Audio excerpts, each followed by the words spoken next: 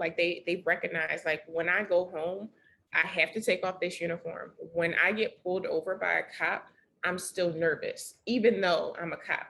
When I get pulled over by a cop, I might tell them I'm a cop. They don't believe me, or even if they still believe me, they still treat me bad. Hi, everybody. Welcome to Getting Woke with Dr. Cheat. Today I talk with Dr. Kayla Preito-Hodge, my colleague at Rutgers University-Camden, about her work on Black police officers. She conducted interviews with Black police officers in a city in the United States to ask them about their experiences. And we talk about a variety of things, including the death of Michael Brown at the hands of police officers. She explains the difference between defunding the police versus abolishing the police, or police abolition, the experiences of Black female police officers versus their white female counterparts, the blue wall of silence. We just talk about a lot of fascinating things. And so I hope that you enjoy this, and be sure to like and subscribe so that you can keep up with all the ways that you can get woke with Dr. Cheat.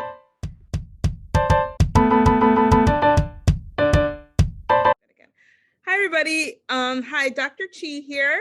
And we have Dr. Kayla Preito-Hodge, my colleague at Rutgers University-Camden.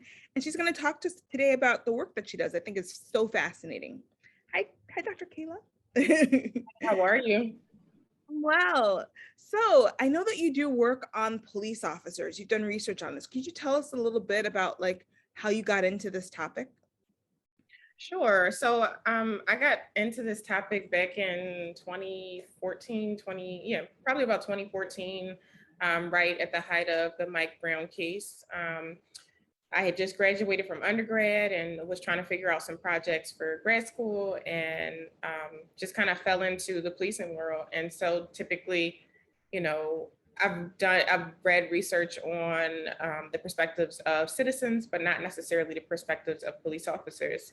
And so realizing that this was, kind of a gap or a place needed for research, I decided to begin to study police officers, and specifically Black police officers. So my dissertation research focused on Black police officers and their experiences with their racial and organizational or occupational identities. And that has transformed into a huge, research agenda in terms of how I actually approach, the policing literature, how I approach my actual research. And I've looked at things such as use of force, officers' attitudes, as well as officers' perceptions. Got you. And so it sounds like really heavy research, Kayla. It seems like, you were doing this research, starting this project, right in the midst of, the Michael Brown shooting and a lot of things happening in our society, the Black Lives Matter movement. So before I even ask you about your research and your findings, how did you keep your sanity doing all of this work? That was really hard, I would say. And it's still hard. So I always tell my family and friends and everybody pretty much people just think of oh, she's just doing her thing, but they don't realize the emotional toll that it takes on me. And so in terms of managing that emotional toll that the work takes on me, I think my outlet traditionally or in the past has been, just finding different things that I love to do. So I'm really creative. I love to paint. And so I started taking up oil painting, which was lovely while I was in grad school. It was amazing. It was an amazing experience. Learned a lot. And then, just being able to have real conversations with my family and friends, not just about what's going on from an academic perspective, but also from a real life perspective. And I felt like that helped keep me grounded, not only in the work, but also in my positionality as a Black woman in the field, for sure. I know as a sociologist, I'm so what were your methods? What methods did you use? Yeah, so for the dissertation, which will eventually turn into a book, I use qualitative methods. And so I had almost 50 interviews with police officers, and specifically Black police officers. So it was an amazing sample, and all of the officers were from one unnamed police department, which was great and pretty much unheard of. It's really hard to get a lot of officers from the same department. It's a lot. It's hard to get a lot of officers to actually want to speak about their perceptions and their experiences, but to get officers from one particular police department was extremely challenging. But I am grateful for my participants and the way in which they kind of helped me grow my sample, so to speak. So yeah, so qualitative interviews. I've done, some not necessarily participant observations, but just hanging out with cops at times and just really just getting the feel of their experiences in the field, but also during community events and stuff like that. Got you. Okay. So for those of you guys who are listening to the podcast, you might not know this. There's this amazing painting of Marvin Gaye behind Dr. Preito-Hodge. And since you mentioned painting, my first question was, did you paint that? I did not paint this. Okay. But it's beautiful. I love it. What are like two things that you're like, oh my gosh, this is not something I would have expected? That's a good question. I think it was hard not to expect certain things because, again, I'm a Black woman. I'm doing research in a time of heightened visibility around police violence towards Black people in general. So what was surprising to me maybe was how Black officers had these very racialized experiences, but still often chose their organizational or occupational identities over their racialized identity, even though they may have been racialized in the department, racially profiled in the department, or even harassed in the department, got some hostility towards them because of their racial identities. I'm sure you've heard the song by NWA, where I think it was Ice Cube at this point, and he says, white police, he says the Black police showing out for the white cop.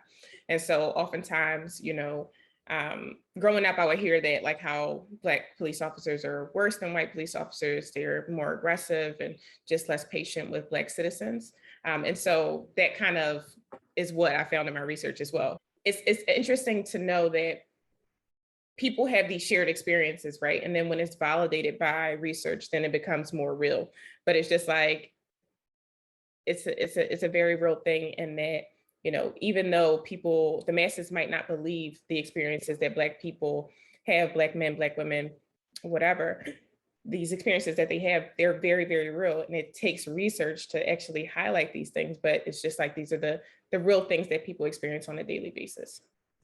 So it's not quote unquote just a song or just an anecdotal thing. Like we now have empirical evidence to back up these arguments that Blacks have been making about their interactions or our interactions with police officers for decades. What other findings did you want to share with us today? I think one of another interesting finding was the fact that there were officers who were trying to do good, right?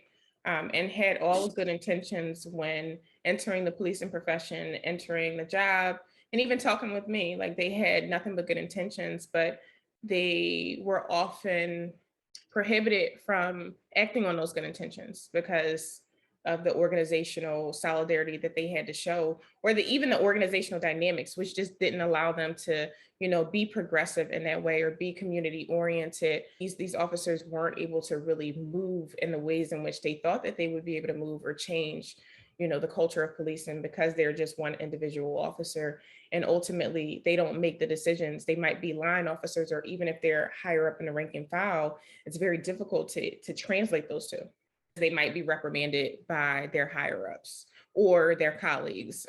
Like one of the things that did show up in the research was, this idea of being backed up, right? So, if you are one of those officers who speaks out, then you also might be that officer who faces the fear of, when you go to a call, will you actually be backed up by your fellow officers if you get into a situation where you need somebody? What room do you have to grow? What room does the organization have to grow if these are the unofficial or informal punishments for police officers in general, but Black police officers in particular, who try to speak up and go against the grain and just try to change the organization?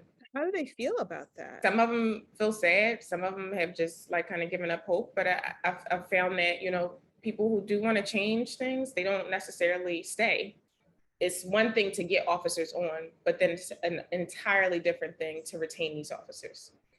How can we retain them? And the only way that you can retain them is by creating a safe and healthy environment for them to thrive and be them, not necessarily be themselves, right? Because they have a duty and a job, but to fulfill a goal of service and protection and, you know, love of the community and stuff like that. So It's interesting. So there's like almost like a selection that happens in which people who really want to like do good in policing end up leaving the profession. yeah.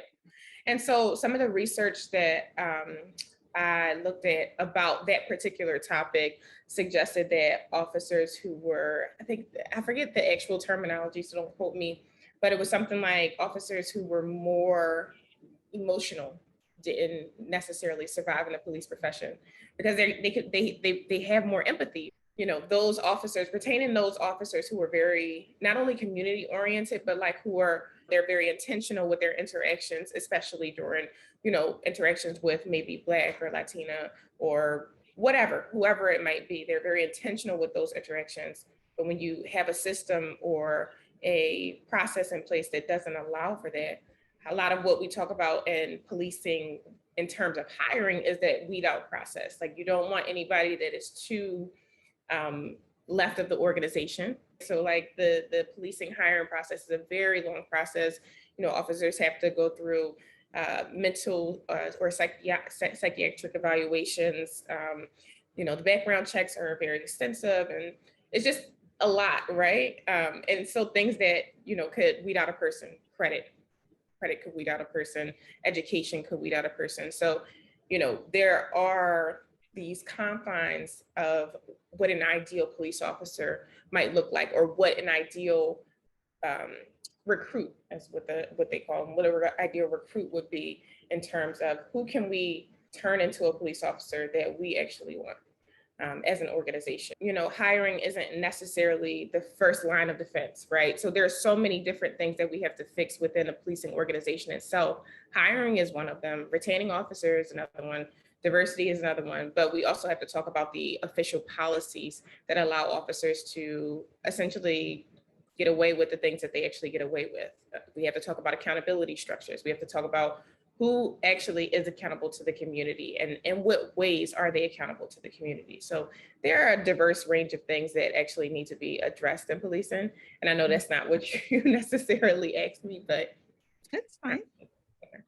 But that actually like begs my next question, which would be like, there is all this talk about defunding the police. It's been a popular mantra and like a slogan, but also like a force for like organizing, right?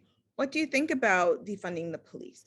I believe that every community is different, right? So I think that defunding has to focus on, or even those conversations have to focus on what the actual community wants. It's not necessarily about, you know, what a larger movement wants. It's about what that immediate community needs. Can that immediate community get the resources that they need in order to survive and thrive without, not necessarily without the police, because I think police abolition and defunding, they may overlap in many ways, but they can be very different. My perception of the difference, I'll say that, is, you know, when we talk about defunding, right? Defunding can be incremental, right? We could talk about, we're going to take, let's say the police department has a $30 million budget.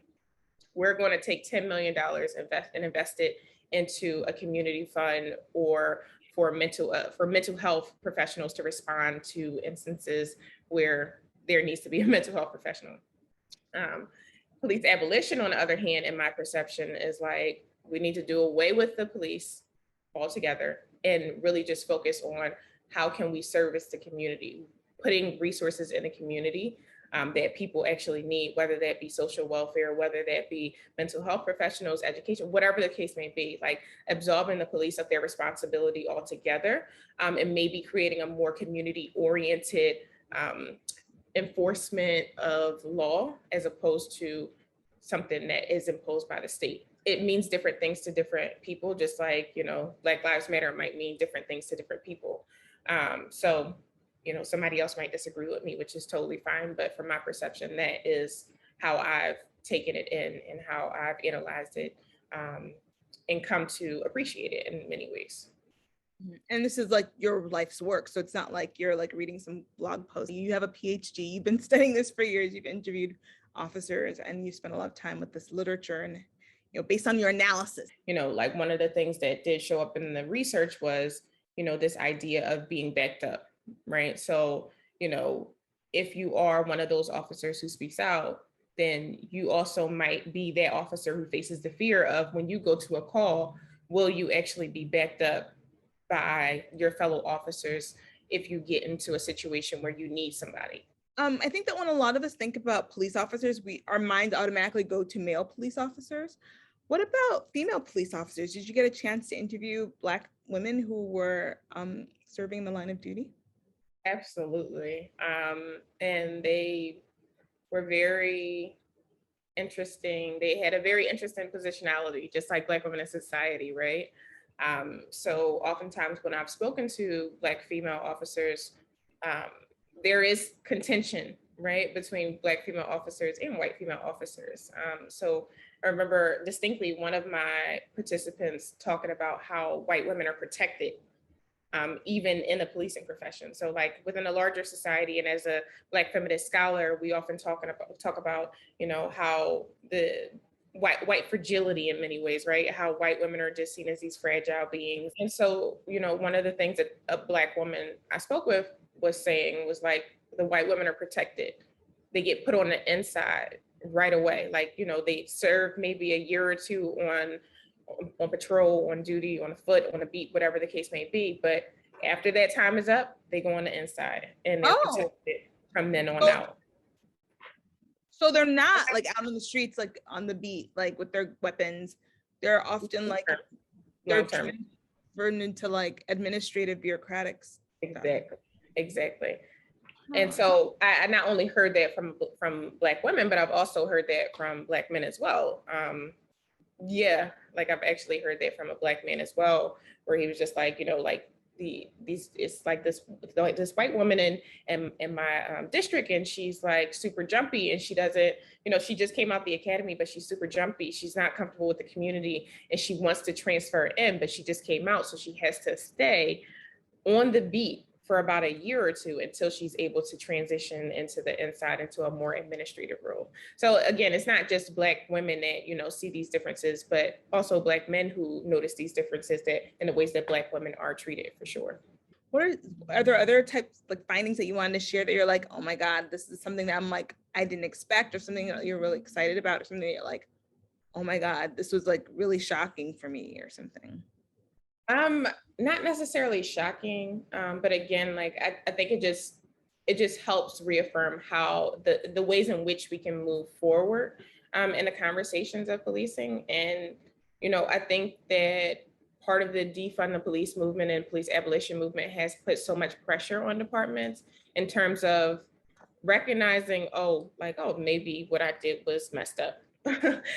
Or, like, for example, we talk about the Derek Chauvin trial, and, a lot of people were like, oh, that's a form of justice. Other people said it's not a form of justice, but, he became a sacrificial lamb, essentially. So that blue wall of silence was broken for him to be that sacrificial lamb. And my hope is that we'll see more of that, but the fact that there is a blue wall of silence, or this blue culture in general, that is so resistant to civilian critique, so resistant to political critique, like I think that in and of itself, and knowing that from the interviews is just like kind of mind-boggling that, even though you're a public servant, you don't want to be critiqued by the public. And again, it's not just specific to my research, but it's also like, the larger narratives that we see in the media, like, I guess is what we see in the Blue Lives Matter agenda, right? Where, it's a counter narrative or a counter attack on the Black Lives Matter movement, which was advocating for Black lives to be seen as valuable.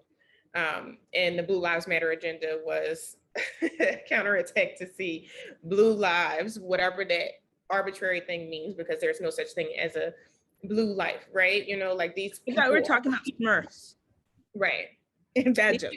And even Black officers, like they recognize, like, when I go home, I have to take off this uniform. When I get pulled over by a cop, I'm still nervous, even though I'm a cop.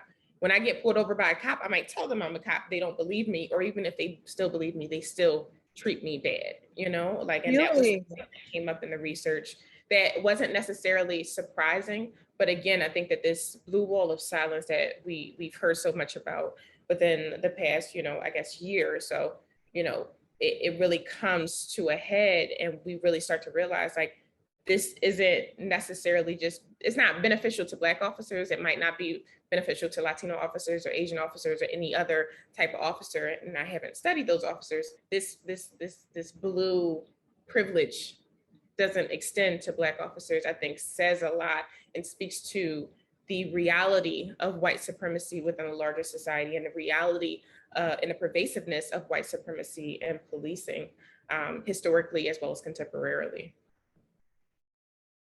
Wow. So it's striking to hear you juxtapose that like these white officers are not recognizing their blueness, if you will, as Black police officers. Like, these other police officers are seeing them as Black first. And yeah, maybe you're a police officer, maybe you're not, right? But for the Black respondents that you spoke to, they are seeing themselves as blue first before they're Many Black, of them, the organization. not, I wouldn't say all of them, but many of them saw themselves as, like, I'm a police officer. This is my job. Like, this is what I do. It takes up the most of my time. I think that also has to do with how people identify, like, and how they view the world. If you work a 12-hour shift, Monday through Friday, and then Saturday and Sunday you might have off, or so to say, you have to do overtime and you have to go to court. And so your entire identity is, like, embodied within this police culture. It's kind of hard to separate the two. And I understand why people would, be more blue, as opposed to, having that racialized and critical perspective of saying, this isn't right. We can't just protect officers who, are treating citizens bad, whether they be Black, white, Asian, whatever the case may be. So. Fascinating. So what are there good things that we can that you see happening as far as police accountability, or positive shifts that we're seeing, because, like, in recent years or now? So I feel like when we hear about policing, we often hear, like, the stories of the shootings, the killings, right? The stories of the protests, but we don't often pay attention to the positive outcomes that have come either out of protests and out of, lawsuits, or out of criminal, what have you. Is there anything good happening now with as far as shifts in policing? That's a good question. Again, I think that some departments, and I'll say some departments, are becoming more reflective, whether that be forced or whether that be genuine, whatever the case may be. Some departments are looking inward, but I don't necessarily. Yeah, I don't know. Are there examples of police departments that you've seen, like, oh, they're being reflexive about this? You said there's some who are doing it. I'm like, who are these some? Okay, that maybe I'm putting you on the spot too much, Kayla. Okay. Well, thank you so much for talking to us about your work. What are you doing next? Like, what do you plan on doing after this project? This world of policing is so broad, right? So broad that there are so many different aspects of policing that are, I would say, understudied, or studied unobjectively, that still need to be touched. And so, I'm just ready and, geared towards just uncovering and making more sense of the literature and making it less messy. So community policing is a big thing that we often talk about, now, especially, oh, let's do more community policing. And, one of my arguments in one of my papers is like, oh, that sounds good, but what does that really look like? What does that really mean? Who makes the standards for community policing? And I think that, just keeping in mind that each and every department has a different community to serve is really important in those conversations. And I do hope that, departments, if people continue to support them and say, like, this is what we need, this is the standard that we need, we want policing in our neighborhood, that, these departments will become demilitarized in many ways, right? But not only demilitarized, but also just very like in tune with the community, not just assuming or telling the community what they need in terms of fighting crime, but also being proactive with the community. And so again, I think that this is where the whole defunding conversation comes into play, whereas though police officers can't respond to mental health crises. They can't. They can't. And so I'll actually go back to your point in a second, but police officers can't respond to mental health crises. They're not necessarily trained to do so. They're not necessarily trained to be social workers. Like, we have to pick and choose what we want police officers to do, and let them do it. And hopefully they'll do it effectively. But, the expectation of them doing so much is just like, it's a recipe for disaster. So we've seen that so often when, officers go to a mental health call and it ends fatally, which is tragic. But to back up to your point about, what good is going on in policing, some departments are recognizing that mental health piece and, are sending specialized units out now to actually respond to these calls, right? So, they don't have to end fatally because the officer doesn't know how to deal with the situation. They're there and they're escalating the situation as opposed to de-escalating the situation. And so, some departments are doing great things like that, where, they're sending trained mental health professionals alongside police officers who are specifically trained in mental health awareness or whatever the case may be to respond to these calls. And I think that that's a stepping stone, right? That's a first step in terms of making policing more equitable for people with mental health issues or mental disabilities or whatever the case may be. But we still have such a long way to go in terms of, transforming policing, again, if that's what communities want, to make them conducive to that said community. Got you. Cool. Well, thank you so much for chatting with me today. I really appreciated hearing about your research and your trajectory, towards it. And I look forward to hearing about your future work. Can you tell us where so some of us might be geeking out and might be like, oh, I'd love to read one of her papers. How would we be able to access your paper or your work that you've published on the topic? And how can we follow you on social media or the social medias, various forms? Sure. So my Twitter handle is at Kayla Preito-Hodge. And so if you Google my name, you can definitely I think that's one of the first things that actually pops up is my Twitter handle. But in terms of the journals that I've published in, I think they're open access. So my research is accessible and attainable to a more broader and general audience, which is something that I strive to do. I love talking to the general public as opposed to just speaking within the academy. So it's definitely accessible. Google Scholar is a very helpful tool. I think my website might have some stuff on it, but it definitely needs updating. But for sure, my Twitter will always have at least one piece that I've done or something recent that I've done pinned at the top. Okay, wonderful, wonderful. Great. Well, thank you so much for joining me today. Thank you so much for getting woke with me. Please like and subscribe this and share it with your friends, family, enemies, and frenemies. Take care and have a good week.